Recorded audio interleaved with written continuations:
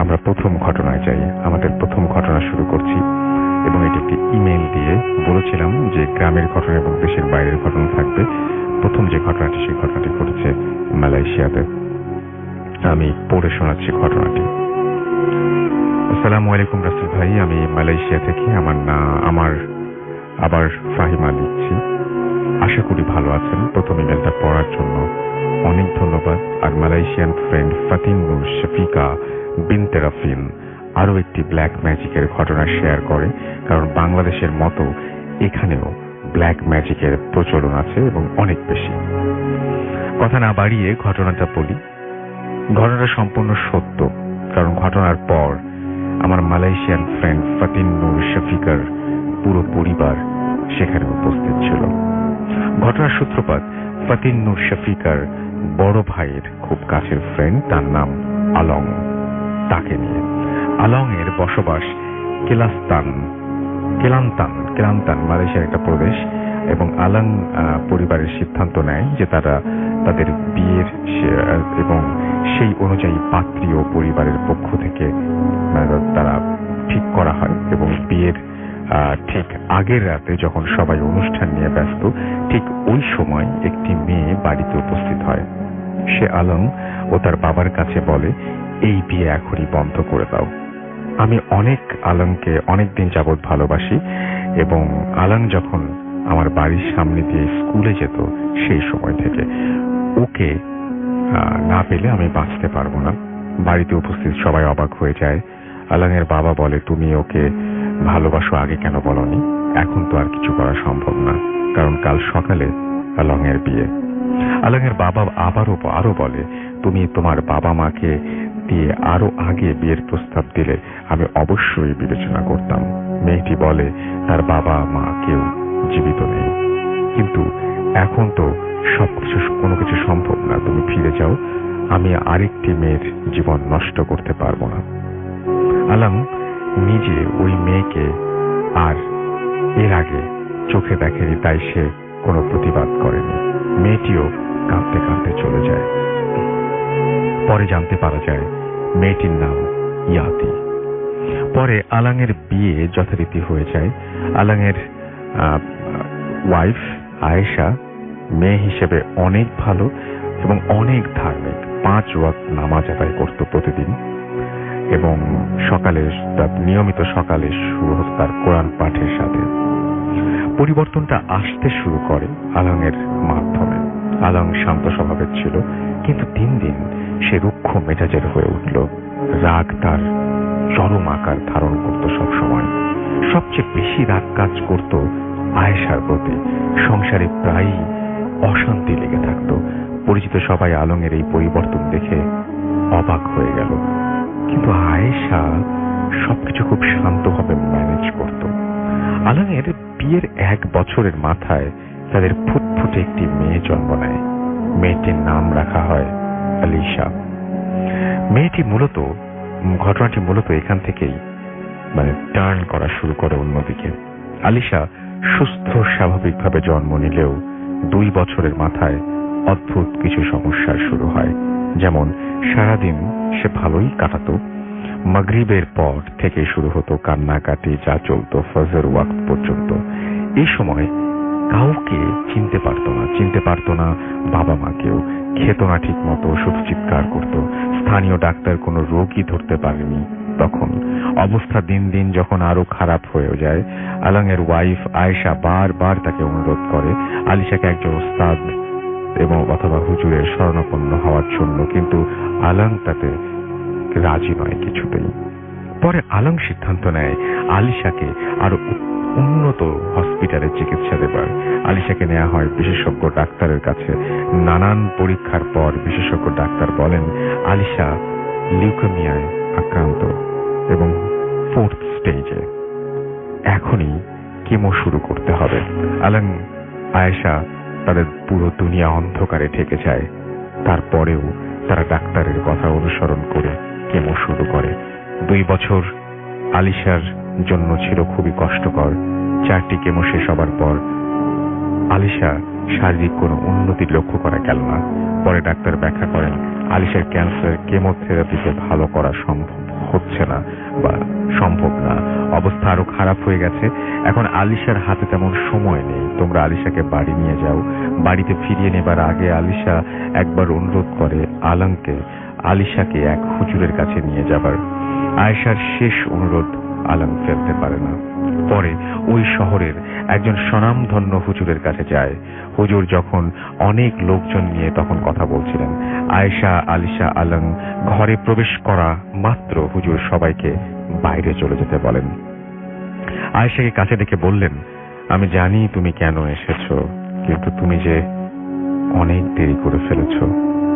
এখন তো আর কিছু করার নেই, কিন্তু এই সব তোমার সাথে কেন হয়েছে, কে করেছে, কার দ্বারা হয়েছে, এসব প্রশ্নের জবাব আমি তোমাকে দিতে পারবো। আয়েশা, তুমি জানতে চাও? আয়েশা কাঁদতে কাঁদতে বলে, হ্যাঁ, আমি জানতে চাই। হুজুর, আমার অবুঝ মেয়েকে এমন কষ্ট কে দিচ্ছে? আমি তার ক্ষতি করেছি। আমি জানতে চাই আমি তার কি ক্ষতি করেছি। হুজুর বলেন, এর জন্য তোমার সাহায্য দরকার আয়েশা, কারণ তার প্রধান লক্ষ্য তুমি। হুজুর নির্দেশ দেন আয়েশাকে লম্বা একটি টেবিলে শুয়ে পড়তে। তারপর হুজুর দোয়া পড়ে পানি ছিটিয়ে দেন আয়েশার ওপর। মুহূর্তের মধ্যে আয়েশার শরীর থেকে ধোয়ার কালো কুণ্ডলী পাক খেয়ে উপরে উঠে আসে। কুণ্ডলী রূপ নেয় একটি অবয়বে। আয়েশা তখন বেহুঁশ। অবয়বকে হুজুর প্রশ্ন করে, কে তুমি? কেন এই পরিবারটির ক্ষতি করছো? সে প্রথমে কিছু বলতে রাজি হয় না, কিন্তু হুজুরের দোয়া পড়া পানি তার শরীরে যেন গরম তেলের মতো পড়তে থাকে। যন্ত্রণা সহ্য করতে না পেরে সে বলে, আমি আমার প্রভুর নির্দেশ পালন করেছি। আমার প্রভুর নির্দেশে আমি এই পরিবারটির ক্ষতি করতে এসেছি। অবয়ব একে একে সব বলতে শুরু করে। আমাকে পাঠানো হয় আলমের বিয়ের পরপরই। আমার প্রথম উদ্দেশ্য ছিল আয়েশার ক্ষতি করা, তাকে এমন যন্ত্রণাদায়ক মৃত্যু দেওয়া যা সে চিন্তাও করতে পারে না। কিন্তু আমি শত চেষ্টা করেও আয়েশার শরীরে প্রবেশ করতে পারিনি, কারণ সে 5 ওয়াক্ত নামাজ আদায় করত, কোরআন পাঠ করত। আমি সেখানে নিরুপায় ছিলাম। তারপর আমি চেষ্টা করতে থাকি আলমকে রাগান্বিত করার। আমি সফল হই, কিন্তু আয়েশা অনেক ধৈর্য সহকারে সেটা মোকাবেলা করে। আমি, অর্থাৎ সেই অবয়বটি বলে, দিশেহারা হয়ে পড়ি। আমার ওপর নির্যাতন করা হয়। কেন আমি আয়েশার পরিবারকে ধ্বংস করতে পারছি না? কিছুদিন পরে আলিশার জন্ম হয়। আমার কাজ কিছুটা সহজ হয়। প্রতিদিন মাগরিবের পর আমি আলিশার শরীরে প্রবেশ করতাম, নানাভাবে ওকে যন্ত্রণা দিতাম। মূলত আমি ব্ল্যাক ম্যাজিক ব্যবহার করে ওর শরীরের রক্ত দূষিত করে ফেলি। পরে হুজুর তাকে জিজ্ঞাসা করে, কে তোমার প্রভু? কার নির্দেশে তুমি এখানে এসেছো? সে বলে, ইয়াতির নির্দেশে আমি এখানে এসেছি। ইয়াতি সেই মেয়ে যে আলমের বিয়ের দিন এসেছিল, বলেছিল আলমকে সে ভালোবাসে। অবয়ব হুজুরের দিকে তাকিয়ে বলে, আমি এখন চলে যাব, আমাকে ক্ষমা করে দিন। হুজুর বলে, ক্ষমা তোর মতো জিততে করা সম্ভব নয়। ক্ষমা তোকে করতে পারে একমাত্র আল্লাহ আর আলিশা। আলিশার দিকে তাকায় সবাই। ছোট আলিশা কি বুঝে সেই জানে। একটু হেসে লুটিয়ে পড়ে বাবার কোলে। হুজুরের দোয়া পাঠ করতে থাকেন। অবয়ব ধীরে ধীরে মিলিয়ে যায়। বেহুশ আয়েশা হুঁশ ফিরে দৌড়ে ছুটে যায় মেয়ের কাছে, কিন্তু তখন সব শেষ। আলিশার দুনিয়াতে নেই। আলম আয়েশার কাছে কাঁদছিল এবং সবাই কাঁদছিল ওই মুহূর্তে। ছোট আলিশার এমন অস্বাভাবিক মৃত্যু সবাইকে কষ্ট দিয়েছিল। আমার ফ্রেন্ড ও তার পরিবার সামিল হয়েছিল আলিশার জানাজায়। তখনই পুরো ঘটনাটা জানতে পারে সবাই। ইয়াতির বিরুদ্ধে কোনো কিছু করা সম্ভব হয়নি, কারণ এই সব ব্যাপার তো প্রমাণ করা সম্ভব না। তবে তারপরে আলম এবং আয়েশা হুজুরের চিকিৎসার মাধ্যমে নিজেদের সমস্যা কাটিয়ে ওঠে। তার বিনিময়ে হারাতে হয় তাদের মেয়ের জীবন। আশা করি ঘটনাটি ভালো লাগলে পড়ে শোনাবেন। Fahima Akter, Kuala Lumpur, Malaysia. তো এই ছিল ঘটনা, এবং আশা করছি ঘটনাটি আপনাদের অনেক বেশি ভালো লেগেছে। এখন আমরা যেটা করব সেটা হচ্ছে আরো একটি ঘটনায় যাব, এবং আমাদের সঙ্গে এই মুহূর্তে উপস্থিত আছেন আফরান ভাই। আফনান ভাইয়ের কাছে আমরা যাব তার ঘটনাটি শোনার জন্য। আফনান ভাই, আপনার ঘটনা দিয়ে শুরু করি আজকের ভূত FM, এবং আশা করছি যে এই ঘটনাটি সবার ভালো লাগবে। আর একবার বলতে হবে আপনাকে। আসসালামু আলাইকুম, সবাইকে শুভেচ্ছা। রসুল ভাই, এখন যে ঘটনাটা আমি বলবো এটা আমাদের রাজবাড়িরই একটি ঘটনা। তো ঘটনাটি যার সঙ্গে ঘটেছিল তার নাম হচ্ছে জালাল। আচ্ছা। উনি পেশায় একজন নির্মাণ শ্রমিক। তো ওনার বাসা হচ্ছে সূর্যনগর। জি। তো উনি সাধারণত কাজের জন্য রাজবাড়ী শহরেই আসতেন। রাজবাড়ী এসে সারাদিন কাজ করতেন। রাসেল ভাই, ওই সময়ে, এই ঘটনাটার সময়টা একটু বলি, ঘটনাটার সময় ছিল 2002 সালের দিকের ঘটনা। আচ্ছা। ওই সময়ে রাতের বেলা একটি ট্রেন রাজবাড়ী থেকে, রাজবাড়ী না, একদম দৌলতদিয়া ঘাট থেকে ঈশ্বরদী পর্যন্ত যেত। মাঝখানে রাজবাড়ী হয়ে সূর্যনগর হয়ে ঈশ্বরদী যেত। ওনার বাড়ি যেহেতু সূর্যনগর, উনি যে কাজটা করতো, যে অনেক সময় ওনার কাজ করতে করতে যখন দেরি হয়ে যেত, উনি ওই ট্রেনটাতে চড়ে রাতের বেলা বাড়িতে যেতেন। মাঝে মাঝে উনি ট্রেনে বাড়িতে যেতেন। একদিন রাসেল ভাই, উনি সকালবেলা যখন কাজ করার জন্য ওনার যে গ্রাম সূর্যনগর থেকে যখন রাজবাড়ী শহর দিকে আসছিলেন, হঠাৎ করে উনি খবর পেলেন যে ওনার পার্শ্ববর্তী গ্রামের একটি ছেলে সে সুইসাইড করেছে, গলায় ফাঁস লাগিয়ে সুইসাইড করেছে। তো তখন উনি আর ওই বিষয়টা নিয়ে অত, যেহেতু ওনার কাজের সময় হয়ে যাচ্ছিল, তাড়াতাড়ি যেতে হবে, তো উনি আর ওইটা নিয়ে অত মাথা ঘামানোর সময় পান নাই আসলে। তো যার কারণে উনি রাতে রাজবাড়িতে চলে আসেন। রাসেল ভাই, রাজবাড়িতে আসার পরে উনি ওই দিন ওনার কাজ শেষ করতে করতে দেরি হয়ে যায়। যখন ওনার কাজ শেষ করতে করতে দেরি হয়ে গেল, তখন উনি চিন্তা করলেন যে যেদিন দেরি হয়ে যায় সাধারণত আমি ট্রেনে বাড়িতে যাই, আজকে রাত 10টার সময় ওই ট্রেনটা আসলে তখন আমি যাবো। রাসেল ভাই, রাত 10টা যখন বেজে গেছে, দেখে ট্রেন আর আসে না। অনেকক্ষণ, 1 ঘন্টা 2 ঘন্টা করতে করতে রাত প্রায় 1টা বেজে গেল। তখন শোনে যে ট্রেনটা আসলে তার আগের স্টেশনে পড়ে গেছে, লাইনচ্যুত হয়েছে, এই জন্য ট্রেনটা আসতে অনেক দেরি হবে। তখন উনি বুঝতে পারলেন যে আজকে হয়তো বা আমার ট্রেনে যাওয়া সম্ভব হবে না। আর যেহেতু রাজবাড়ী স্টেশন থেকে সূর্যনগরের দূরত্ব কিন্তু রাসেল ভাই খুব বেশি না, মাত্র 3 কিলোমিটার হবে। তো চিন্তা করেন যে তাহলে আমি এই পথটা পাই হেঁটে চলে যাই। আচ্ছা। তখন উনি চিন্তা করলেন যে রেলের পাশ দিয়ে না হেঁটে উনি যে রাস্তাটা ছিল আর কি, পায়ে হাঁটার যে রাস্তাটা, পাকা রাস্তা, উনি ওই দিক দিয়েই যাবেন, এটা উনি চিন্তা করলেন। তো উনি হাঁটা ধরলেন আর কি।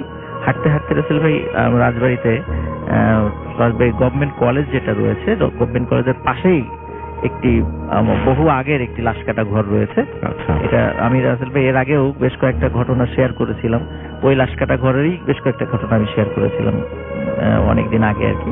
তো আজকে ওই লাশকাটা ঘরেরই সেকেন্ড স্টোরি, অন্য একটা স্টোরিটা আমি শেয়ার করব।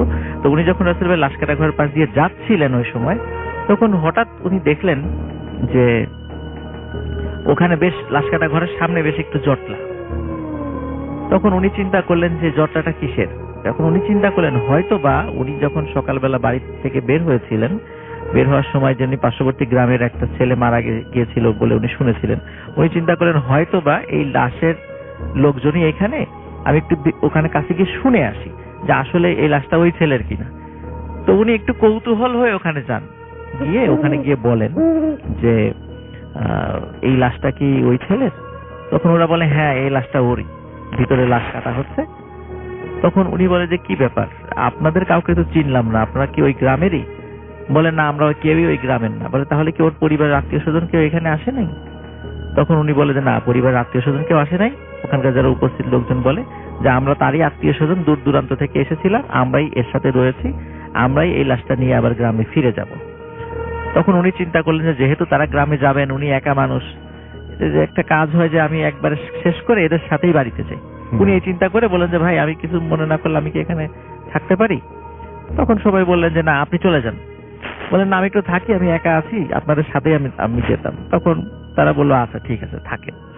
তো রাসেল ভাই একটা কথা বলে দেয় ভালো, ওই জালাল ভাই যিনি, উনি আবার নামাজ কালামি ছিলেন, 5 ওয়াক্ত নামাজ পড়তেন, উনি সুন্নতি পোশাক পরতেন এবং মুখে দাড়িও ছিল ওনার। তো উনি ওখানে ছিলেন। কিছুক্ষণের মধ্যে রাসেল ভাই হঠাৎ করে ওই জালাল ভাই খেয়াল করলেন যে লাশ কাটা ঘরের দরজাটা আস্তে আস্তে আস্তে আস্তে ফাঁকা হয়ে গেল। তখন উনি দেখতে পেলেন যে ঘটনাটা, সেটা হলো যে লাশ কাটা হচ্ছে, কিন্তু যার লাশ কাটা হচ্ছে এবং যারা কাটছে সবার চেহারা রাসেল ভাই একরকম। আচ্ছা। যেমন উনি ওনার বর্ণনা অনুযায়ী ওখানে যারা লাশ কাটছিল কারো মাথায় চুল ছিল না, গোফ দাড়ি কিচ্ছু ছিল না, মনে হচ্ছে একদম ক্লিন ভাবে মাথাটা মানে কামানো, দাড়ি কামানো, গোফ কামানো, এবং সবাই ছিল ফর্সা, ধবধবে ফর্সা। এবং রাসেল ভাই লাশ যেটা কাটা হচ্ছে এবং সেটার চেহারাও ওই ঠিক যারা কাটছে ওদের একই রকম চেহারা সবার। এটা দেখে উনি মারাত্মক ভয় পান, মারাত্মক ভয় পারে। উনি ওখান থেকে চলে যাবেন, এমন সময় তারা বলে, কি ভাই আপনাকে তো শুরুতেই বলেছিলাম চলে যেতে, এখন কেন যেতে যাচ্ছেন? এখন তো যেতে পারবেন না, এখন থাকেন, লাশের জানাজাটা করে তারপর আপনাকে যেতে হবে। তখন উনি তাদেরকে অনুনয় বিনয় করে যে না ভাই আমি চলে যাই। বলে না, যেতে পারবেন না, লাশের জানাজা অবশ্যই করে যেতে হবে আপনাকে। রাসেল ভাই কি আর করা, উনি আল্লাহর নাম স্মরণ করছেন বসে বসে। তো ঘন্টা খানেকের মধ্যে লাশ কাটা শেষ হয়ে যায়। লাশের ঘর থেকে লাশটা বের করে নিয়ে আসা হয়। বের করে নিয়ে আসার পরে সবাই বলে যে, ওনাকে বলে জালাল সাহেবকে যে এই লাশকে আপনি এখন গোসল দিবেন। বলে গোসল দেবো, গোসলের আনুষঙ্গিক জিনিস পাবো কই? বলে সব আমরা এখানেই রেখেছি, এইখানেই গোসল দিবেন, লাশটা আমরা নিয়ে গিয়েই দাফন করে দিব। তখন রাসেল ভাই মানে আপনি বোঝেন যে মানে একটু চিন্তা করলে, আমরা যদি একটু চিন্তা করি যে একটু আগে যাকে দেখা গেল যে সবাই একই চেহারার লাশ কাটছে এবং যার লাশ কাটছে তার চেহারাও একই রকম, যারা কাটছে তাদের মতো, সেই লাশকে গোসল দেয়া এটা কিন্তু খুব সাহসিকতার একটা ব্যাপার এবং অত্যন্ত ভয়েরও ব্যাপার বটে। রাসেল ভাই উনি সাহস সঞ্চয় করে উনি ওই লাশকে গোসল দিলেন। লাশকে গোসল দেওয়ার পরে তাকে কাফন পরালেন। কাফন পরানোর পরে তখন তার জানাজাটাও পড়ালেন। জানাজা পড়ানোর পর সবাই বলল যে এইবার চলেন আমরা গ্রামের দিকে যাব, আপনার সূর্যনগর গ্রাম, সেই গ্রামের দিকে এখন আমরা যাব। তখন আসলে ওখানে খাটিয়া, একটা কাঠের খাটিয়া রাখা ছিল, খাটিয়াতে লাশটা তোলা হলো। সবাই যাচ্ছে এবং সবাই উচ্চ স্বরে কালেমায়ে শাহাদাত আশহাদু আল্লা ইলাহা ইল্লাল্লাহ এটা পড়তে পড়তে যাচ্ছে। রাসেল ভাই জালাল সাহেবের কাঁধে যখন খাটিয়ার একটা কাঠ ওনার কাঁধে রাখা ছিল, উনি খেয়াল করছিলেন যে মনে হয় খাটিয়াটা আস্তে আস্তে ভারী হয়ে যাচ্ছে। তখন উনি চিন্তা করলেন যে ভারী হতে পারে, হয়তো আমি কিছুক্ষণ বহন করছি এই জন্য আমার কাছে ভারী মনে হচ্ছে। তখন উনি চিন্তা করলেন, আরেকটু খেয়াল করলেন যে না, উনি যেহেতু নির্মাণ শ্রমিক, উনি ইট সুরকি অনেক টানেন, সুতরাং এই লাশের খাটিয়া এতটুকু টেনে ওনার কাঁধ ভারী হওয়ার কথা নয়। ওনার সাথে আর একটা বিষয় হলো খাটিয়াটা আস্তে আস্তে আস্তে আস্তে আরো বেশি ভারী হয়ে আসছে। তখন উনি পাশের যে লোকগুলা ছিল তখন বলছে, ভাই আমি তো আর লাশটা বহন করতে পারছি না। তখন বলে যে না, আপনি লাশটা ছাড়তে পারবেন না, আপনাকে এটা বহন করেই যেতে হবে। ভাই এটা খুব ভারী হয়ে গেছে। ভারী হয়ে গেছে কোনো সমস্যা নেই, ওনারা বলছিলেন যারা সাথে ছিল, ভারী হয়ে গেছে কোনো সমস্যা নেই, লোক আসছে, লোক এসে ধরবে। তখন বলছে লোক এসে কোথায় ধরবে? মানে যে কাঠ, এই কাঠটা তো ছোট, মাত্র 2-3 জন কাঁধ লাগাতে পারবে। বলে তখন রাসেল ভাই উনি খেয়াল করলেন জালাল সাহেব যে ওই কাঠটা আস্তে আস্তে বড় হচ্ছে এবং কোথা থেকে যেন, যে কাঠটা কাঁধের উপর থাকে, কাঠটা কাঁধের উপরে থাকে আর কি, কোথা থেকে যেন আশেপাশ থেকে 5-6 জন করে লোক আসছে আর ওই কাঁধের সাথে ওই মানে কাঠটা নিজের কাঁধের সাথে ঠেকাচ্ছে, আর ওই কাঠটা আস্তে আস্তে লম্বাই হচ্ছে। আর রাসেল ভাই জালাল সাহেবের বর্ণনা অনুযায়ী যত লম্বা হচ্ছে কাঠটা, লাশের ওই খাটিয়াটা তত ভারী হচ্ছে, তত ভারী হচ্ছে। একটা সময় উনি আর সহ্য করতে পারলেন না ভার, তখন উনি এই খাটিয়াটা ছেড়ে দিয়ে এক লাফ দিয়ে পিছন দিকে সরে গেলেন যে না, আর সহ্য করতে পারছি না আমি এই ভার।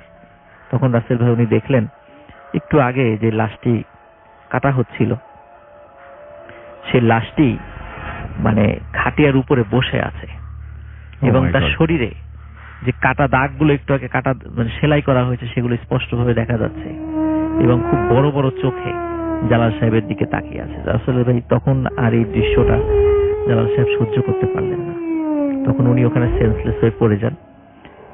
সকালবেলা উনি নিজেকে আবিষ্কার করেন সূর্যনগর, অত্যন্ত পুরাতন একটি কবরস্থান, এটা এখনো কবরস্থানটা আছে, এটা সূর্যনগর রেল স্টেশনের ঠিক পাশে। যারা সূর্যনগর বাড়ি আছে তারা হয়তোবা এটা আপনারা অবশ্যই চিনবেন। সূর্যনগর রেল স্টেশনের একদম পাশে একটি কবরস্থান রয়েছে, একদম গ্রামীণ কবরস্থান, অনেক পুরাতন একটা কবরস্থান। ওই কবরস্থানে উনি নিজেকে আবিষ্কার করেন। আবিষ্কার করার পর রাসেল ভাই ওনার সমস্ত শরীরে, উনি যেটা দেখেন সমস্ত শরীরে বড় বড় মানে দাগ হয়ে আছে, মনে হচ্ছে ওনার সমস্ত শরীরে কোনো পিঁপড়া জাতীয় কোনো প্রাণী কামড়িয়েছে। অথচ ওইখানে কিন্তু ওই ধরনের ওনাকে সমস্ত শরীরে কামড়ানোর মতো ওই ধরনের উনি ঘুম থেকে উঠে কোনো কিছু উনি অস্তিত্ব খুঁজে পান নাই। পরবর্তী রাসেল ভাই উনি খোঁজ খবর নিলেন যে পার্শ্ববর্তী যে মারা গিয়েছিল সে তাকে আসলে লাশ কাটা হয়েছিল কিনা। তখন উনি খবর নিলেন না, তার আসলে লাশ কাটা হয় নাই। তাকে ফাঁসি দেওয়ার মারা যাওয়ার পরে স্থানীয় চেয়ারম্যানরা পুলিশের কাছ থেকে অনুমতি নিয়ে তাকে লাশ ময়নাতদন্ত ছাড়াই তাকে দাফন দিয়েছিল। যেহেতু সে সুইসাইড করেছে এবং সেটা প্রমাণিত ছিল, এই জন্য ময়নাতদন্তের প্রয়োজন হয় নাই। মানে পুলিশকে সেটা অনেক রিকোয়েস্ট করে তাদের কাছ থেকে অনুমোদন নিয়ে সেটা দাফন করে। তার মানে রাসেল ভাই এখানে একটা বিষয় সেটা হলো, তাহলে উনি যে দেখলেন এটা কাদেরকে দেখলেন ওইখানে, এবং একই চেহারার লাশ, একই চেহারার লোক, যারা লাশ কাটছে তাদের চেহারাও যেরকম, যার লাশ কাটছে তার চেহারাও সেরকম। এই ঘটনাটি রাসেল ভাই উনার কাছ থেকে শোনা, জালাল সাহেবের কাছ থেকে। উনি এখনো নির্মাণ শ্রমিকের পেশায় আছেন, এখন উনি রাজমিস্ত্রির দায়িত্ব পালন করেন। তো এটাই ছিল রাসেল ভাইয়ের first story. Thank you Rasel ভাই। You are most welcome. অনেক চমৎকার একটা ঘটনা শুনলাম আমরা, এবং এই ঘটনাটি আশা করছি আপনাদেরও ভালো লেগেছে। আরো একবার আপনাদেরকে জানিয়ে দিই, যদি আপনারা লিখতে চান তাহলে আমাদের অ্যাড্রেসটা হচ্ছে bhutfm@radiofurti.fm, which is bhutfm@radiofurt.fm। আপনার নাম, ঠিকানা এবং ফোন নাম্বার সহ আপনার জীবনে ঘটে যাওয়া সেরা ঘটনা লিখে পাঠিয়ে দেন আমাদের কাছে। ঘটনার শুরুতে অবশ্যই উল্লেখ করুন যে ঘটনাটি আপনি স্টুডিওতে এসে শেয়ার করতে চান, নাকি আপনি চান আপনার ঘটনা আমরা পড়ে শোনাই। ওকে, আর যারা দেশের বাইরে রয়েছে তারা অডিও ক্লিপ পাঠিয়ে দিতে পারেন বা লিখেও পাঠাতে পারেন ঘটনাটি আমাদের কাছে। আমরা এখন যেটা করব সেটা হচ্ছে ছোট্ট একটা বিরতি নিব, এবং বিরতির পরে আবারও ফিরে আসবো। সেই পর্যন্ত আমাদের সঙ্গেই থাকুন। স্টে টিউনড রেডিও ফুর্তি এফএম অ্যান্ড ডু ফুর্তি।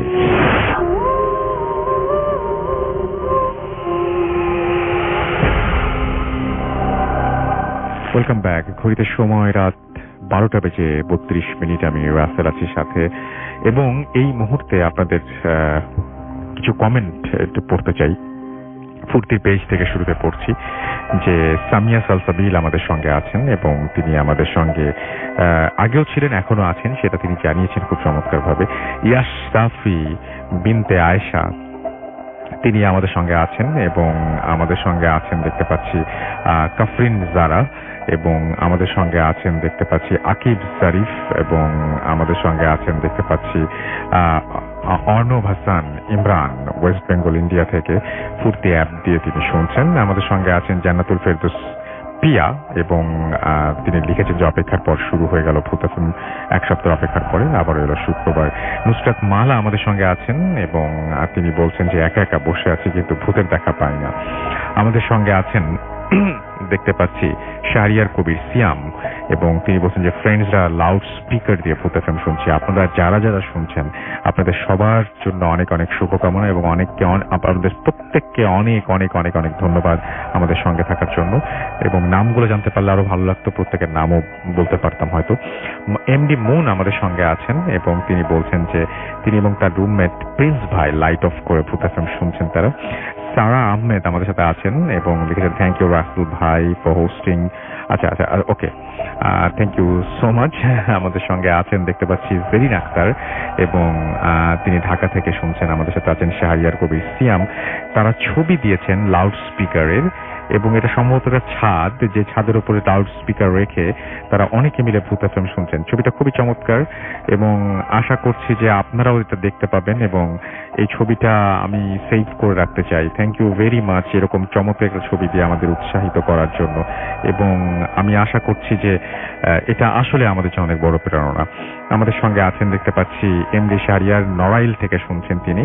আমাদের সঙ্গে আছেন দেখতে পাচ্ছি মাশরাফি অন্তু, এছাড়াও আমাদের সঙ্গে আছেন দেখতে পাচ্ছি আমাদের সঙ্গে কোয়াইট শাকির, আমাদের সঙ্গে আছেন সাইফুল হাসান, মারজিনা, মায়েশা, মিষ্টি আমাদের সঙ্গে আছেন। আমাদের সঙ্গে আছেন সাদিয়া নওরিন, এছাড়া আমাদের সঙ্গে আছেন নাজমুস সাকিব আছেন। আমাদের সঙ্গে দেখতে পাচ্ছি আশিক আহমেদ, টিডি তামিম আমাদের সঙ্গে আছেন। আমাদের সঙ্গে আছেন ফাহাদ, এছাড়াও আছেন সিনথিয়া আফরিন মিতু আমাদের সঙ্গে আছেন নাজমুল রিদিশ নিশু আমাদের সঙ্গে আছেন, দেখতে পাচ্ছি শামসুল জেমস, আরমান সাগর আমাদের সঙ্গে আছেন এবং তিনি শহীদ বুদ্ধিজীবী দিবস হিসেবে নিয়ে অনেক কথা লিখেছেন এবং আজকের এই দিনে সবচেয়ে বুদ্ধিদীপ্ত কৃতি সন্তানদের নৃশংসভাবে হত্যা করা হয়েছিল, বিজয়ের খুব কাছে এসে তারা নিতে পারেনি বিজয়ের স্বাদ। সকল বুদ্ধিজীবীদের আত্মার শান্তি কামনা করছেন তিনি, আমরাও তাই করি। আহমেদ আরাফাত আমাদের সঙ্গে আছেন, উত্তরা থেকে শুনছেন তিনি, আমাদের সঙ্গে আছেন দেখতে পাচ্ছি। এছাড়াও তুষার আহমেদ তুহিন রাজশাহী পুঠিয়া থেকে শুনছেন। এছাড়াও আমাদের সঙ্গে আছেন জুয়েল রানা, আমাদের সঙ্গে আছেন ইমতিয়াজ করিম, আছেন আমাদের সঙ্গে মোহাম্মদ নাইমুল ইসলাম, আমাদের সঙ্গে আছেন দেখতে পাচ্ছি RSM দিদার, এছাড়াও আছেন এবং তিনি কিশোরগঞ্জ থেকে শুনছেন MD নাহিদ ইসলাম হাসান আমাদের সঙ্গে আছেন, আমাদের সঙ্গে আছেন গৌরী শঙ্কর, এছাড়াও আছেন দেখতে পাচ্ছি পথহারা মুসাফির, রাসেল খান আমাদের সঙ্গে আছেন, আমাদের সঙ্গে আছেন হামিদুর রহমান, এছাড়াও আছেন আমাদের সঙ্গে টুটুল কুমার শ্রাবণ, আছেন তুষার আহমেদ তুহিন, আছেন আমাদের সঙ্গে আলিফ রহমান, এছাড়াও আছেন আমাদের সঙ্গে MD তৈয়বুর রহমান সুমন, আছেন আব্দুল্লাহ ইমন সহ আরো অনেকে। আপনাদের সবাইকে অনেক অনেক ধন্যবাদ। এরপরে যখন পড়বো তখন ভূত এফএমের যে পেজটা আছে সেখানে ভূত এফএমের সেই পেজটা থেকে পড়বো, সুতরাং সেই পেজেও আপনারা লিখতে থাকুন, কিছুক্ষণের মধ্যে আমরা চলে যাব সেই পেজে। এখন যেটা করবো সেটা হচ্ছে আমাদের সঙ্গে একজন অতিথি আসছেন, আরো একজন অতিথি যার কাছ থেকে আমরা ঘটনা শুনবো এবং আপনি যেটা করবেন সেটা হচ্ছে শুরুতে আপনার নামটা বলবেন, তারপর আপনি বলবেন আপনি কোথা থেকে এসেছেন, তারপর আপনার ঘটনায় যাবো আমরা। হ্যালো লিসেনার, আমি রুবেল ইসলাম জয়, আমি বাংলাদেশ কৃষি বিশ্ববিদ্যালয় থেকে আসছি। আমি রাজশাহী জেলার তানোর উপজেলার কোনো একটা গ্রামে বাস করি। শুরুতে রাসেল ভাইকে ধন্যবাদ জানাচ্ছি ভূত এফএমের মতো এরকম জনপ্রিয় একটা প্রোগ্রাম আমাকে ইনভাইট করার জন্য। সাথে সাথে ধন্যবাদ দিচ্ছি আমার বন্ধু রেজন এবং সোহানকে, যাদের অনুপ্রেরণায় আজকে আমি ভূত এফএম স্টুডিওতে আসতে পারছি। যাই হোক রাসেল ভাই, সরাসরি আমি আমার ঘটনায় চলে যাই। রাসেল ভাই, যখন ঘটনাটি ঘটে তখন সালটা ছিল 2014। আমি তখন রাজশাহী সিটি কলেজের উচ্চ মাধ্যমিক দ্বিতীয় বর্ষের ছাত্র ছিলাম। আসল ভাই, একদিন আনুমানিক প্রায় 5:30টার সময় আমি রাজশাহী থেকে বাসা যাওয়ার উদ্দেশ্যে রওনা দিই এবং প্রায় 6:30টার সময় আমি বাস থেকে নামি। আসল ভাই, একটা কথা বলতে চাই, আমি যেখানে বাস থেকে নামছিলাম সেখান থেকে আমার বাড়ির দূরত্ব আনুমানিক 2.5 কিলোমিটার মতো এবং শীতকাল হওয়ায় এবং কোনো গাড়ি বা ভ্যান কিছু না পাওয়ায় রাসেল ভাই আমি হেঁটেই সেখান থেকে বাড়ি যাওয়ার সিদ্ধান্ত নিই। রাসেল ভাই, আমি হাঁটতে শুরু করলাম। রাসেল ভাই, যেতে যেতে গ্রামের কাছাকাছি আসতেই আমার এক বাল্যকালের বন্ধুর সাথে দেখা হয়ে যায়। রাসেল ভাই, তার ছোটবেলা থেকেই তার স্বভাব ছিল পাখি শিকার করা এবং সেগুলো সে বাজারে বিক্রি করতো। সে এক ধরনের ফাঁদ ব্যবহার করতো এবং রাসেল ভাই সে পাখি শিকার করতো। রাসেল ভাই, যাই হোক, সে আমাকে তার সাথে পাখি শিকার করতে প্রতিদিনের মতো, রাসেল ভাই আরেকটা কথা বলে রাখি, প্রতিদিনের মতো সে সেদিনও পাখি শিকার করতে যাচ্ছিল এবং সে আমাকে তার সাথে যেতে বলে। বিষয়টি আমি রাসেল ভাই আনন্দের সাথে নিই এবং তার সাথে পাখি শিকার করতে যাওয়ার জন্য মন স্থির করি। যাই হোক, আমরা দুজনে রাস্তা থেকে নামলাম এবং বিশাল বিস্তীর্ণ একটা ফাঁকা মাঠের মধ্যে চলে গেলাম। রাসেল ভাই, সেখানে আমরা মন স্থির করলাম যে সেখানে আমরা ফাঁদটি পাতবো। ফাঁদটি পাতার প্রায় আধা ঘন্টা পরে রাসেল ভাই আমরা ফাঁদটি উঠালাম এবং প্রায় 20 থেকে 30টি পাখি ধরা পড়লো। তো রাসেল ভাই, উল্লেখ্য যে আমার এবং আমার বন্ধুর বাড়ি একই গ্রামে হলেও দুজনের বাড়ি ছিল গ্রামের সম্পূর্ণ বিপরীত দিকে। তো যদি আমার বন্ধু সেই রাস্তা দিয়ে যেত, যে রাস্তা দিয়ে আমি বাড়িতে যাচ্ছিলাম, তাহলে রাসেল ভাই তার জন্য বাসায় যেতে তুলনামূলক কম সময় লাগতো এবং রাসেল ভাই যেখানে আমরা ফাঁদটি পাচ্ছিলাম সেখান থেকে যদি আমি মাঠের মধ্যে দিয়ে সরাসরি আমি বাসাতে চলে যেতাম তাহলে রাসেল ভাই আমার জন্য কম সময় লাগতো। এই জন্য আমরা সিদ্ধান্ত নিলাম যে যার যে দিক দিয়ে সহজ হয় সেই দিক দিয়ে বাসায় চলে যাবে। সুতরাং আমার সেই বন্ধু সিদ্ধান্ত নিল যে সে রাস্তা দিয়ে যাবে রাসেল ভাই, এবং আমার যেহেতু অনেক রাত হয়ে গেছিল সেজন্য রাসেল ভাই আমি সিদ্ধান্ত নিলাম আমি সেই মাঠের মধ্যে যেই বাড়িতে চলে যাব। রাসেল ভাই, যাই হোক, আমি যে দিক দিয়ে যাবো রাসেল ভাই, যে মাঠের মধ্যে যাব, তার সামনেই ছিল বিশাল একটা পুকুর। পুকুরটির পাড়গুলো ছিল অনেক উঁচু এবং চারিদিকে বিস্তীর্ণ জঙ্গলে ঘেরা। রাসেল ভাই, সাথে ছিল তার চারিদিকে ছিল কয়েকটা তাল গাছ। রাসেল ভাই, সেই তাল গাছের তার মধ্যে একটি তাল গাছ বজ্রপাতে, তারপর বজ্রপাত পড়ার ফলে রাসেল ভাই সেটা কোনো সময় পুড়ে যায়। যাই হোক রাসেল ভাই, চারিদিকে যেহেতু শীতকাল ছিল, চারিদিকে ভীষণ অন্ধকার, কালো ঘুটঘুটে অন্ধকার। আমি হাঁটতে লাগলাম। হাঁটতে হাঁটতে রাসেল ভাই হঠাৎ আমি কিছু বাদ্যযন্ত্রের শব্দ শুনতে পেলাম। রাসেল ভাই, আমি সামনে পিছনে চারিদিকে খেয়াল করলাম, রাসেল ভাই কোনো মানুষ দেখতে পেলাম না। যাই হোক রাসেল ভাই, আমি আরো সামনে আমি হয়তো চিন্তা করলাম, যেহেতু আমাদের গ্রামের অধিকাংশই মানুষই হিন্দু, রাসেল ভাই আমি মনে করলাম হয়তো গ্রাম থেকেই সে বাদ্যযন্ত্রের শব্দগুলো আসছে। সাঁওতালরা আপনি বলছিলেন যে বাজান এরকম আপনাদের গ্রামের প্রচুর মানুষ আছেন, তাই 60% মানুষই সাঁওতাল, যারা প্রধানত হিন্দু ধর্মাবলম্বী। আচ্ছা রাসেল ভাই, আমি কিছু মনে না করে আমি আবার সামনের দিকে হাঁটতে থাকলাম। আচ্ছা রাসেল ভাই, আমি যতই সামনের দিকে আগাতে থাকলাম, রাসেল ভাই বাদ্যযন্ত্রের তীব্রতা ততই বাড়তে থাকলো। রাসেল ভাই, এটা দেখে আমি হঠাৎ থমকে দাঁড়ালাম।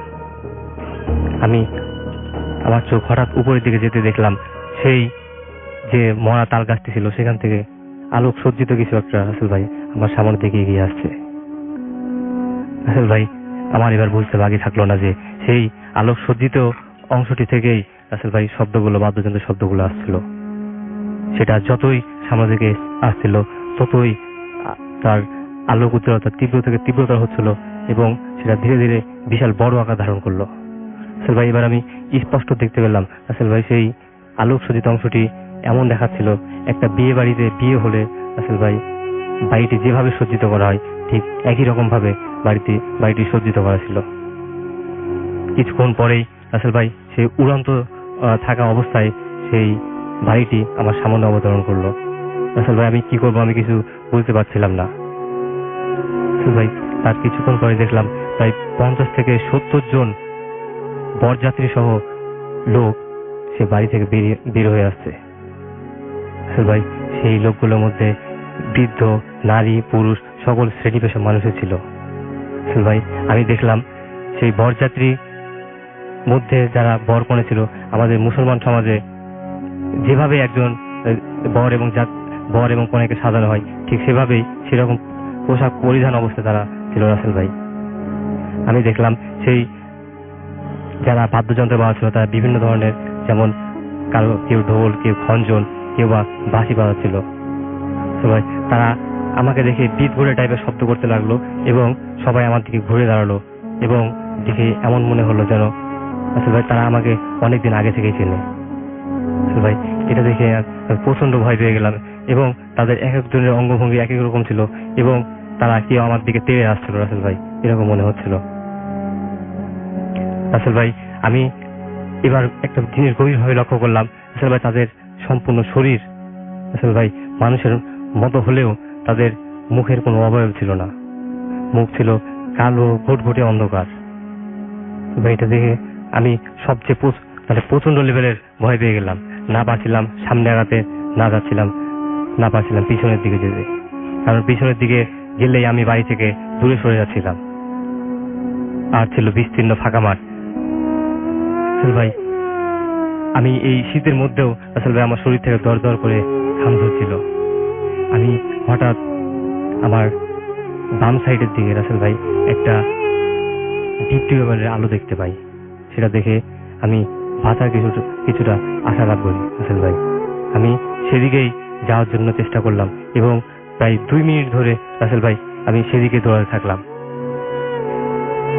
কিন্তু রাসেল ভাই দেখলাম সেই আলোক সজ্জিত সেই অংশটি কিছুক্ষণ পরে আবার আমার সামনে এসে হাজির হলো এবং তারা আগের চেয়ে ব্যগ্র কণ্ঠে এবং বিরক্তিকর সুরে আরো জোরে জোরে চিৎকার করতে থাকলো এবং সেই ঢোল তবলাগুলো জোরে জোরে বাজাতে থাকলো।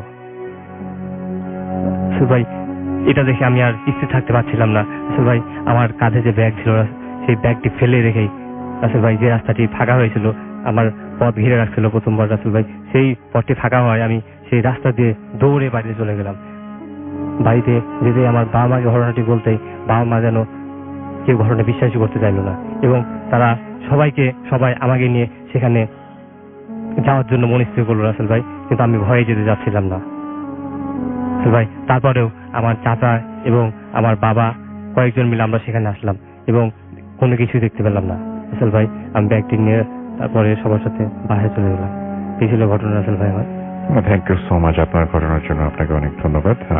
আমরা কিছু আমাদের যে ভূত এফএম-এর যে পেজটা রয়েছে সেই পেজে আমরা কিছু কমেন্ট পড়বো এখন, এবং কানে হেডফোন দিয়ে অনেক ভালোবাসার শো ভূত এফএম শুনছি খুলনা থেকে অনামিকা রয় আমাদের লিখেছেন। আমাদের সাথে আছেন দেখতে পাচ্ছি ইয়াশরাফি বিনতে আয়েশা, আমাদের সঙ্গে আছেন দেখতে পাচ্ছি এখানে সামিয়া সালসাবিল আছেন, ইয়াসিন সরফরাজ শাফিন। পুরো ঘটনাটি পড়ার অনুরোধ রইল। একটি ঘটনা পাঠিয়েছেন তিনি, আমার মনে হয় যে ঘটনাটি ইমেল করুন। আমাদের ইমেল অ্যাড্রেস হচ্ছে bhutfm@radio40.fm which is bhutfm@radio.fm। Nusrat Bithi আমাদের সঙ্গে আছেন এবং তিনি বলতেন listen to Bhoot FM with my sister and this, আশা করছেন যে এপিসোডটি অনেক ভালো হবে। আমাদের সঙ্গে এমডি শাকিরুল ইসলাম আমাদের সঙ্গে আছেন এবং তিনি বলেছেন আই লাভ ভূত এফএম, আমি লিসনিং ফ্রম খুলনা। আমাদের সঙ্গে আছেন এমডি জেবি জনি এবং তিনি বলছেন যে তিনি ভূত এফএম-এর স্টুডিওতে আসতে চান। যদি আসতেই চান তাহলে আপনি আপনার ঘটনার নাম, ঠিকানা এবং ফোন নাম্বার সহ আপনি এখনই ইমেল করে দিন আমাদের অ্যাড্রেসে, এবং ঘটনাটা সহ কিন্তু, এবং আপনার যেটা লাগবে নাম এবং আপনার full address and your phone number. So এইটা লিখে আমাদের ইমেল করুন। আমাদের এখানে আপনি যে পেজটা আছেন সেই পেজেও দেখবেন যে একটা বাটন আছে যেখান থেকে সরাসরি ইমেল করা যায় ফেসবুকে। তো সেন্ড ইমেল নামে একটা বাটন আছে, সেখানে গিয়ে আপনি ইমেল পাঠাতে পারেন। ইটস আপ টু ইউ যে আপনি কিভাবে করবেন, অথবা সরাসরি আপনি চলে যেতে পারেন ভূতফম@radio40.fm, সেখানে গিয়েও আপনি লিখে পাঠাতে পারেন। আমাদের সঙ্গে আছেন আব্দুল্লাহ আল ইমুন, আমাদের সঙ্গে আছেন তাসমিয়া আনিকা তাবাসসুম, এবং তিনি বলেছেন যে ওয়াও আফরান ভাই আজকে এসেছেন, আফরান ভাই হ্যাজ কাম টুডে। সো আমাদের আজকের ভূত এফএম তিনি বলছেন টুনাইটস ভূত এফএম উইল রক। আমাদের সঙ্গে আছেন সবুজ শেখ এবং তিনি ঢাকা থেকে লিখছেন। সাইদুর রহমান আমাদের সঙ্গে আছেন কমপ্লিটলি, তিনি বলছেন যে I am addicted to Bhoot FM. আমাদের সঙ্গে আছেন আব্দুর রফি এবং প্লিজ ব্রিং সাম কিছু অসম শোজ তিনি বলেছেন। আজকের শোটা কেমন লাগছে সেটা একটু কাইন্ডলি জানাবেন, তাহলে আমরা বুঝতে পারবো। আমাদের সঙ্গে আছেন দেখতে পাচ্ছি হাবিবুর রহমান আছেন, আর তিনি তার পছন্দের শো ভূত এফএম সেটা জানিয়েছেন। জরিফ আমাদের সঙ্গে আছেন, খুলনায় থাকেন তিনি, এবং আমাদের সঙ্গে আছেন দেখতে পাচ্ছি শাকিব হাসান হৃদয়, ফ্রাইডেতে ভূত এফএমের জন্য এক উইক অপেক্ষা। আমাদের সঙ্গে আছেন আবু রায়হান এবং তিনি বলছেন যে তিনি বরিশাল থেকে শুনছেন আমাদেরকে। আমাদের সঙ্গে আছেন দেখতে পাচ্ছি শাহাবুল ইসলাম, এছাড়াও তিনি লাইট অফ করে শুনছেন। আমাদের সঙ্গে আছেন মিমিক মোহসেন এবং তিনি ভূত এফএম কোনো সিরিয়াস প্রবলেম না হলে কখনো মিস করেন না। জুবায়ের রহমান সৈকত আমাদের সঙ্গে আছেন এবং ভূত এফএম তিনি ওয়েট করেন। আমাদের সঙ্গে আছেন শাওন আচার্য এবং তিনি আই লাভ ভূত এফএম, সাথে আছে রাসেল ভাই। এন্ডলেস সাগর আমাদের সঙ্গে আছেন। আমাদের সঙ্গে আছেন এম আই মুন্না, আমাদের সঙ্গে আছেন প্রীতম, আমাদের সঙ্গে আছেন দেখতে পাচ্ছি ফাহিম হোসাইন, আছেন আমাদের সঙ্গে এমডি ফওয়াদ হাসান রনি, এছাড়া আমাদের সঙ্গে আছেন মোহিনী তাবাসসুম। আমি ভূত এফএমের যে পেজটা রয়েছে www.facebook.com/ভূতএফএম.রাসেল সেখান থেকে পড়ছি। রিয়াদ আহমেদ আমাদের সঙ্গে আছেন, আমাদের সঙ্গে আছেন সৈকত, আমাদের সঙ্গে আছেন দেখতে পাচ্ছি স্পাইকি, আমাদের সঙ্গে আছেন দেখতে পাচ্ছি মামুন সুনান, এবং আমাদের সঙ্গে আছেন দেখতে পাচ্ছি কাফরিনা জারা, এছাড়াও এমডি রাকিব হাসান আমাদের সঙ্গে আছেন। আমাদের সঙ্গে আছেন ইফরান হৃদয় আছেন আমাদের সঙ্গে দেখতে পাচ্ছি, এছাড়াও আলিফ রহমান আমাদের সঙ্গে আছেন, প্রীতম আমাদের সঙ্গে আছেন, তারিফুল ইসলাম রনি, এছাড়াও জ্যোতির্ময় সরকার আমাদের সঙ্গে আছেন এবং তিনি শুনছেন আমাদেরকে। আমাদের সঙ্গে আছেন ফারহাদ খান, আছেন আমাদের সঙ্গে তারিফুল ইসলাম, আমাদের সঙ্গে আছেন ডিএইচ বাবু, আমাদের সঙ্গে আছেন দেখতে পাচ্ছি, এছাড়াও তুষার আহমেদ তুহিন আছেন আমাদের সঙ্গে দেখতে পাচ্ছি, এছাড়াও এহসান, সুজন ভৌমিক আমাদের সঙ্গে আছেন, এস এম শিহাব হাসান আমাদের সঙ্গে আছেন, মাহমুদুল হাসান আমাদের সঙ্গে আছেন, ফরহাদ আহমেদ আমাদের সাথে আছেন, আমাদের সঙ্গে আছেন দেখতে পাচ্ছি জান্নাতুল ফেরদৌস প্রিয়া, এছাড়াও আমাদের সঙ্গে আছেন শুভ আকাশ, আছেন আমাদের সঙ্গে বিএসএল কার্তিক চৌধুরী এবং ঢাকা থেকে শুনছেন তিনি। আমাদের সঙ্গে রাকিবুল ইসলাম সেতু, 2016 সালে ভূত এফএম শুনেছিলাম, আজ আবার শুনছেন তিনি। ওয়েলকাম ব্যাক, এবং আশা করছি ভাল লাগবে আপনার। রেজওয়ান কবির রোজ আমাদের সঙ্গে আছেন এবং রাজশাহী থেকে তিনি শুনছেন, এবং তিনি জিপি সেন্টার থেকে শুনছেন। ওকে, শেখ সাহাদ আমাদের সঙ্গে আছেন দেখতে পাচ্ছি। জেভিয়ান মুন্না আমাদের সঙ্গে আছেন, আবিদ প্রান্ত, সিয়াম আহমেদ আমাদের সঙ্গে আছেন, এবং তিনি দেখতে পাচ্ছি সিয়াম ঢাকা থেকে শুনছেন, তিনি আমাদের সঙ্গে আছেন দেখতে পাচ্ছি। আচ্ছা, আমাদের সঙ্গে আছেন দেখতে পাচ্ছি। আচ্ছা, রাসেল কিভাবে আরবিকে নামটা লেখা, এবং আমি অবশ্য এই ডিএড জবর ছাড়া আরবি পড়তে পারি না, নামটা পড়তে পারছি না। তো আমি আপনি লিখেছেন যে আপনি কিছু ঘটনা পাঠাতে চান। আমি অনেকবার বলেছি, আরো একবার বলছি, আমাদের অ্যাড্রেস হচ্ছে bhutafm@radio40.fm, which is bhutafm@radio40.fm। আপনি সেখানে পাঠিয়ে দেবেন আপনার ঘটনা। আজিম জয় আমাদের সঙ্গে আছেন কুমিল্লা থেকে। আচ্ছা, বনানী থেকে আমাদের সঙ্গে আছেন দেখতে পাচ্ছি শান ইসলাম শাউন। এছাড়া আমাদের সঙ্গে আছেন নাদিমা আমাদের সঙ্গে আছেন দেখতে পাচ্ছি মাহিন রাজ। এছাড়াও আছেন আমাদের সঙ্গে মোহাম্মদ রাজন মিয়া, আমাদের সঙ্গে আছেন মোহাম্মদ রাজন মিয়া ছাড়াও সাকিব আল নোমান সহ আরো অনেকে। তো যাই হোক, আমরা এখন যেটা করবো সেটা হচ্ছে একটা ছোট্ট বিরতিতে যাবো, এবং বিরতির পরে আবারও ফিরে আসবো আফনান ভাইকে নিয়ে। সেই পর্যন্ত আমাদের সঙ্গেই থাকুন। স্টে টিউন টু রেডিও ফুর্তি এফএম এন্ড ডু ফুর্তি।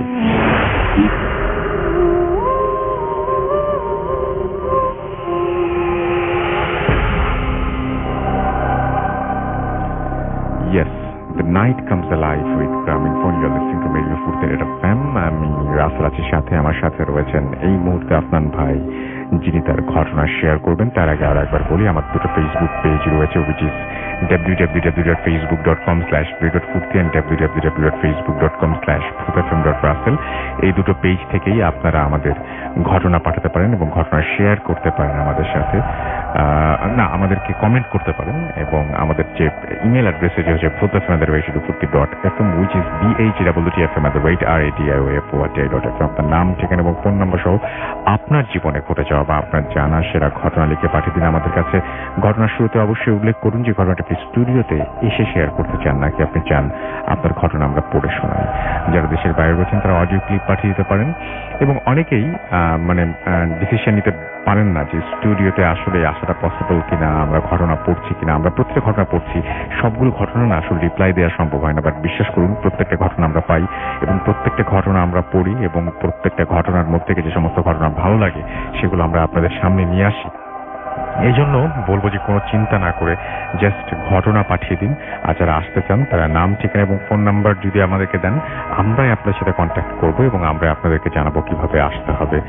তো যাই হোক, আমরা এখন চলে যাবো আফনান ভাইয়ের কাছে এবং তার সেকেন্ড ঘটনা শোনার জন্য। আফনান ভাই, চলুন আপনার সেকেন্ড ঘটনাটি আমরা শুনে আসি। জি রাসেল ভাই, এখন যেই ঘটনাটা আমি শেয়ার করবো এটি আমাদের বাংলাদেশের ঘটনা নয়, জি, এটি মালদ্বীপের ঘটনা। জি, তো ঘটনাটি যার কাছে, আমি প্রথমে মালদ্বীপের কয়েকটা বিষয় রাসেল ভাই বলে নিই, তাহলে লিসনারদের বুঝতে সুবিধা হবে। সেটা হলো সার্কভুক্ত দেশগুলোর মধ্যে যে দেশটি সেনাবাহিনী নেই সেটা হলো মালদ্বীপ। মালদ্বীপে যেহেতু এটা একটা দ্বীপ রাষ্ট্র, ওখানে মালদ্বীপ ন্যাশনাল ডিফেন্স ফোর্স নামে একটা কম্বাইন্ড একটা ফোর্স আছে, যেখানে কোস্ট গার্ড, সেনাবাহিনী, সবকিছু একটা, পুলিশ, সবকিছু একটা সংমিশ্রণ আর কি। তো আসলে মালদ্বীপের জনসংখ্যা কিন্তু কম, যার কারণে দেখা যায় সেখানে একটা কমিউনিটি পুলিশিং সিস্টেম চালু আছে।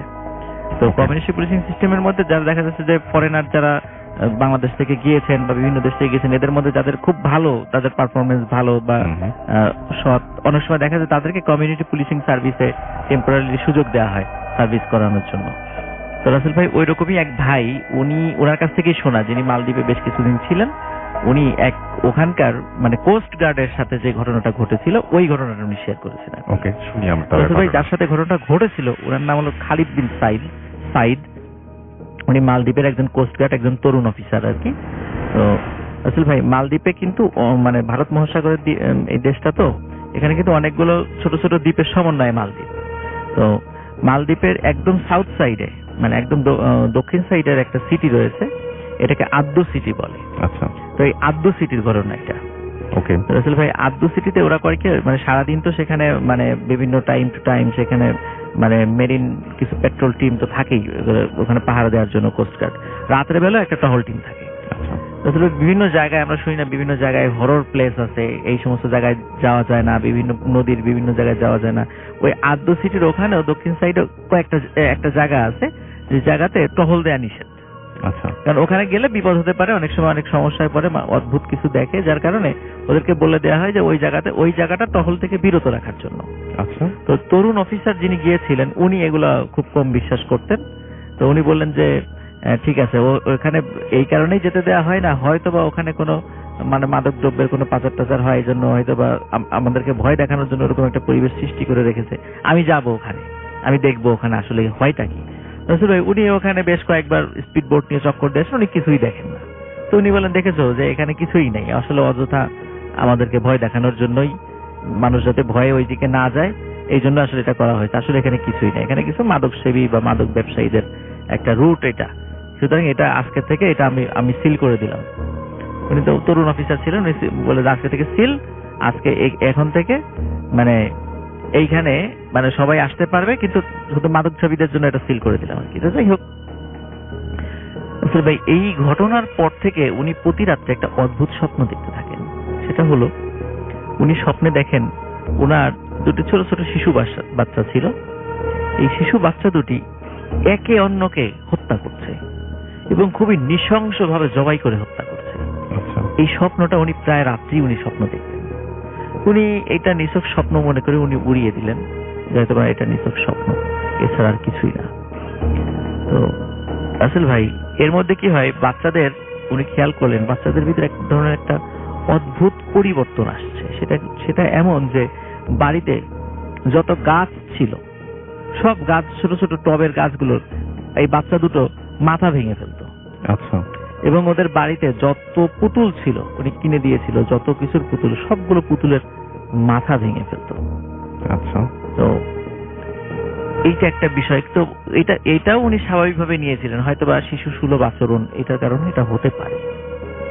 তো উনি এরপরে রাসেল ভাই যেটা দেখেন, উনি একদিন ছুটির দিন বাসায় ছিলেন, তো বাসায় থাকাকালীন সময় উনি হঠাৎ করে দেখেন দুই বাচ্চা খুব ভয়ঙ্কর ভাবে মারামারি শুরু করেছে, এবং এটা শিশুদের মারামারি না, দেখে মনে হচ্ছিল এটা বড়দের মারামারি। এবং মারামারি করার সময় ওরা একে অন্যকে অদ্ভুত কিছু ভাষায় কথা বলছিল, যে ভাষাটা কোনোভাবেই মালদ্বীপের ভাষা হলো দিবেহি ভাষা। এটা দিবেহি ভাষাও না, এটা ইংলিশ ভাষাও না, এটা ইন্ডিয়ান ভাষাও না, এটা যে কি ভাষা উনি কিছুতেই ফাইন্ড আউট করতে পারছিলেন না। কারণ উনি নিজেও বেশ কয়েকটা ভাষা জানতেন, সার্বভৌমত্ব কয়েকটা দেশের ভাষা উনি জানতেন, ওই খালিদ বিন সাইদ। তো উনি চিন্তায় পড়ে গেলেন, তাহলে ওরা কি ভাষায় কথা বলছে, ওরা কি ভাষায় এই মারামারির সময় শব্দগুলো ব্যবহার করছে। উনি একটু চিন্তিত হয়ে পড়লেন। তো চিন্তিত হওয়ার পরে উনি চিন্তা করলেন যে ওদেরকে কিছু মানসিক রোগের ডাক্তারের কাছে নিয়ে যায়, শিশু যেই ডাক্তাররা আছে আর কি, তো জি তাদের কাছে নিয়ে গেলেন। তারা দেখে বলে যে আপনার বাচ্চা তো সম্পূর্ণ সুস্থ, আমাদের কাছে তো তেমন অ্যাবনর্মাল কিছুই মনে হচ্ছে না। এবং সত্যি রাসেল ভাই ওরা কিন্তু ডাক্তারের কাছে গিয়ে খুব স্বাভাবিক আচরণ করেছে বাচ্চা দুটো। ডাক্তারের মনে হয়েছে বাচ্চা দুটো একেবারেই সুস্থ, বরং কিছু ওষুধ লিখে দিয়েছে, বলছে আপনি এই ওষুধগুলো বাচ্চাদেরকে খাওয়ান, বরং আপনি ডিউটি করেন, আপনি নিজেই একটু করেন, কিছু কাউন্সিলিং করেন, আপনি নিজেই আসলে ক্লান্ত, আপনার নিজেরই কাউন্সিলিং দরকার। মানে ওনাকেই উল্টো সাজেস্ট করেন ডাক্তার যে আপনারই ট্রিটমেন্ট প্রয়োজন। তো যাই হোক রাসেল ভাই উনি এই কথা শুনে খুব রেগে যান, উনি বাসায় চলে আসেন আবার বাচ্চাদেরকে নিয়ে। রাসেল ভাই এরপর থেকে বাড়িতে অদ্ভুত কিছু ঘটনা ঘটতে থাকে। সেটা হলো রাত যখন হয়ে যেত তখন তার কিচেনে কিছু শব্দ, মনে হচ্ছে থালবাটি ফেলে দিচ্ছে, তারপরে তরকারি কাটাকুটি করছে, এরকম শব্দ। কিন্তু ওখানে যাওয়ার পরে উনি কোনো শব্দ শুনতেন না। তখন এটা মনে করতেন প্রথম 1-2 দিন মনে করছে মনের ভুল, কিন্তু এরপর থেকে রাসেল ভাই কিচেনের সব থালবাটি গুলো আওলা অবস্থায় পাওয়া যেত, মানে একদম আওলানো অবস্থায়, মানে কেউ আউলিয়ে গেছে আর কি। তখন উনি বুঝলেন যে আসলে আমার বাড়িতে ভিন্ন রকম কিছু হচ্ছে। এর মধ্যে রাসেল ভাই এর ঠিক 2-1 দিন পরে সবচাইতে মারাত্মক যে ঘটনাটা ঘটে সেটা হলো উনি এক রাত্রে শুয়ে আছেন, হঠাৎ করে দেখেন ওনার বাচ্চা দুটো ওনার পাশে নাই, হাজবেন্ড ওয়াইফের পাশে বাচ্চা দুটো নাই। বাচ্চা দুটো কোথায় গেল উনি তাড়াতাড়ি ওনার স্ত্রীকে ডেকে তোলেন। উনি ডেকে তোলার পর তখন ওনারা বাচ্চাদের খুঁজতে খুঁজতে মানে ঘরের ওনার বাড়িটা বিশাল বড় একটা কোয়ার্টারের মধ্যে থাকতেন। তো খুঁজতে খুঁজতে হঠাৎ করে ড্রয়িং রুমে গিয়ে দেখেন ঠিক টিকটিকি যেভাবে দেয়ালের সাথে দৌড়ায়, একটা টিকটিকি আর টিকটিকি ধাওয়া করে, দৌড়ায়, খেলা করে, বাচ্চা দুটো ঠিক দেয়ালের সাথে ওইভাবে খেলা করছে টিকটিকির মতো। এই দৃশ্য দেখে আসলে ওনার স্ত্রীর সাথে সাথে চিৎকার দিয়ে সেন্সলেস হয়ে পড়ে যান। আর উনি যখন ওই চিৎকার শুনে যখন ওই বাচ্চা দুটো তার দিকে তাকায়, তখন উনি বুঝতে পারলেন এই তাকানো, এই দুটি আমাদের ওই দুটা বাচ্চার তাকানো নয়। তখন বাচ্চা দুটোর চেহারা ভয়ঙ্কর হয়ে গেছে এবং তাদেরকে কালো, মানে তাদের পুরো বডি ফর্সা, কিন্তু চেহারা, দুজনের চেহারাই ভয়ঙ্কর রকম কালো হয়ে গেছে। তো এই দৃশ্য দেখে উনিও সেন্সলেস হয়ে পড়েছেন রাসেল ভাই। তারপরে সকালে যখন উভয়েরই যখন জ্ঞান ফেরে, তখন দেখেন বাচ্চা দুটা কিন্তু জায়গায় ঘুমিয়ে আছে, ওই বিছানায় ঘুমিয়ে আছে। তখন ওনার স্ত্রীকে জ্ঞান ফেরান। তারপরে উনি এইটার জন্য পরবর্তীতে একজন হুজুরের মানে পরামর্শ নেন। ওখানে মালদ্বীপের একজন হুজুরের, স্থানীয় হুজুরের পরামর্শ নেন। তখন স্থানীয় পরামর্শ অনুযায়ী তখন ওই হুজুর উনি বেশ কিছু রিচুয়াল করে উনি বললেন যে আসলে আপনি যে জায়গাটা বারবার টহল দিচ্ছেন, এই জায়গাটা আসলে অফিসিয়ালি যাওয়া নিষেধ। তারপর আপনি ওখানে গিয়েছেন, ওখানে কিছু জিনেরা থাকে, আপনি বারবার টহল ইঞ্জিন চালিত এই স্পিড বোট নিয়ে ওখানে টহল দিয়েছেন, এটা ওরা ডিস্টার্ব হয়েছে। এবং আপনি আরেকটা কাজ করেছেন, সেখানে রেগুলার টহলের ব্যবস্থা করেছেন, এটা ওদের আরো বিরক্তির কারণ। এই কারণে আপনাকে এরা ডিস্টার্ব করছে, তা আপনি এটা নিষেধ করে দেন, আপনারা এটা টহলটা বন্ধ করে দেন, তাহলে আর এখানে সমস্যা হবে না। তখন সত্যি রাসেল ভাই উনি পরে টহলটা বন্ধ করে দেন। উনি যেহেতু ওই দায়িত্বে ছিলেন, উনি টহলটা বন্ধ করে দেন এবং আস্তে আস্তে ওনার ফ্যামিলি আবার স্বাভাবিক হতে থাকে রাসেল ভাই। তো এটাই ছিল রাসেল ভাই ঘটনা। ওনারা এখন স্বাভাবিক আছেন, এখন ওনারা জীবিত আছেন, সবাই ভালো আছেন, স্বাভাবিক আছেন। অনেক ধন্যবাদ আপনাকে। আমরা চলে যাব আমাদের পরবর্তী অতিথির কাছে, তার ঘটনায়, এবং আপনার ঘটনাটি আমরা শুনে আসব। আশা করছি যে এই ঘটনাটি আপনাদের ভালো লাগবে। চলুন শুনে আসছি। আপনার নামটা প্লিজ একটু বলবেন, আপনি কোথা থেকে এসেছেন সেটা আরো একবার বলবেন, তারপর আপনার ঘটনায় যাব। হ্যালো লিসেনার, আমি রুবেল, আমি বাংলাদেশ এগ্রিকালচার ইউনিভার্সিটি থেকে আসছি। আমি আমার দ্বিতীয় ঘটনা চলে যাচ্ছি। আমার সাথে যখন ঘটনাটি ঘটে তখন আমি এসএসসি পরীক্ষাতে ছিলাম। আমি ঘটনাটা শুরুর আগে আমি আমার বাড়ির সম্বন্ধে কিছু বলতে চাই, বাড়ির বর্ণনা দিতে চাই। আমি মাটির তৈরি 3 তলা বাড়িতে থাকি, তার মধ্যে আমি থাকতাম 3য় তলায়। আমাদের বাড়ির আঙ্গিনাটা ছিল তুলনামূলকভাবে একটু বড় এবং রুমের আঙ্গিনার এক পাশে ছিল রুম এবং তার বিপরীত পাশে ছিল একটা বাথরুম, একটা গোয়াল ঘর, আর মাঝখানে ছিল আঙ্গিনার মাঝখানে ছিল একটা পেয়ারাগার। যাই হোক, যারা গ্রামে থাকেন তারা হয়তো অনেকে জানবেন, গরুর যে গোবর পাওয়া যায় এবং সেটা রোদে শুকিয়ে এক ধরনের জ্বালানি তৈরি করা হয়। গ্রামের ভাষায় এটাকে বিভিন্ন জায়গায় বিভিন্ন রকম ডাকে, আমাদের ওইখানে রাজশাহীতে এটা ঘুষি বলা হয়। তো যাই হোক, আমাদের বাড়িতেও এই ধরনের কিছু ঘুষি তৈরি করা হতো এবং সেগুলো এই যে পেয়ারা গাছের কথা উল্লেখ করলাম, এবং এই পেয়ারা গাছের নিচে এগুলো শুকানোর জন্য রাখা হতো। তো আমার আম্মা একজন গৃহিণী, এবং গৃহিণী হওয়ার কারণে উনি দিন রাতে যে কোনো সময় কাজ করতেন বাড়িতে, কারণ যেহেতু আমাদের জমি ছিল, ধান টান উঠাতে হতো এবং তিনি রাত 2টা 3টা, এটা মানে আমি উঠলে মাঝে মাঝে দেখতে পেতাম কে কাজ করতেছে। এটা দেখে আমি খুব একটা আশ্চর্য হতাম না, এই বিষয়টা আমার স্বাভাবিক ছিল। যাই হোক, আমি একদিন পড়াশোনা শেষ করে প্রায় 1টার সময় আমি 2য় তলা থেকে বাথরুমে যাওয়ার জন্য যাই। তবে আঙিনার মধ্যে দিয়েই, যেহেতু বাথরুমে যেতে হতো, আমি আঙিনার মধ্যে দিয়েই যাচ্ছিলাম। দেখলাম আমার আম্মাকে এই ঘুষিগুলো, জ্বালানি হিসেবে যে ঘুষিগুলো ব্যবহার করতে হতো, সেই ঘুষিগুলো বস্তার মধ্যে ভরতেছে এবং একবার দাঁড়াইতেছে আবার ভরতেছে। আমি পাশ কাটিয়ে চলে গেলাম, বিষয়টা স্বাভাবিক ভাবে নিলাম, কারণ আমি এটা আগে দেখছি এরকম কাজ করছে, এটা স্বাভাবিক একটা বিষয় ছিল। যাই হোক, আমি গেলাম। আমি কিছুক্ষণ পরে বাথরুম থেকে বের হতেই আমার আম্মাকে দেখতে পেলাম কেউ সেখানে হাত পা ছাড়িয়ে পড়ে রয়েছে। তো আম্মা যেহেতু অসুস্থ ছিল, আমি মনে করলাম কি হয়তো অসুস্থ, হয়তো কিছু একটা হয়েছে। আমি কিন্তু তখন পর্যন্ত বিশ্বাস করছি কি এটা আমার আম্মাই ছিল। যাই হোক, আমি আমার আব্বুকে দৌড়ে ডাকতে গেলাম দরজার ওখানে, কি লাইট নিয়ে হয়তো বের হয়ে আসবে এবং আম্মাকে ঘরে নিয়ে যাব, এই ধরনের একটা কিছু আমি বলার জন্য গেলাম। যাই হোক, যেহেতু গরমকাল ছিল এবং মানে হয়তো ছাদ ফ্যান চলতেছিল ঘরের ভিতরে, এই জন্য মানে আমি নক করছি, বাবা শুনতে পায় নাই। এজন্য আমি জোরে জোরে ধাক্কা দিছি। রাসেল ভাই এই মুহূর্তে ঘটলো রাসেল ভাই সেই ঘটনা। আমি দেখলাম যখন দরজা খুললাম, দেখলাম আমার বাবা মা দুজনে ঘর থেকে বের হয়ে আসছে। রাসেল ভাই আমি লাইট নিয়ে সাথে সাথে দেখলাম রাসেল ভাই সেইখানে সেই ভুসি ভর্তি রাসেল ভাই বস্তাটি ওখানে পড়েছিল, কিন্তু আমি কাউকে ওখানে দেখতে পেলাম না। আমি এটা দেখে পুরো ভাই সেই রকম আমি ভয় পেয়ে গেলাম। রাসেল ভাই এই ছিল আমার ঘটনা, দ্বিতীয় ঘটনা।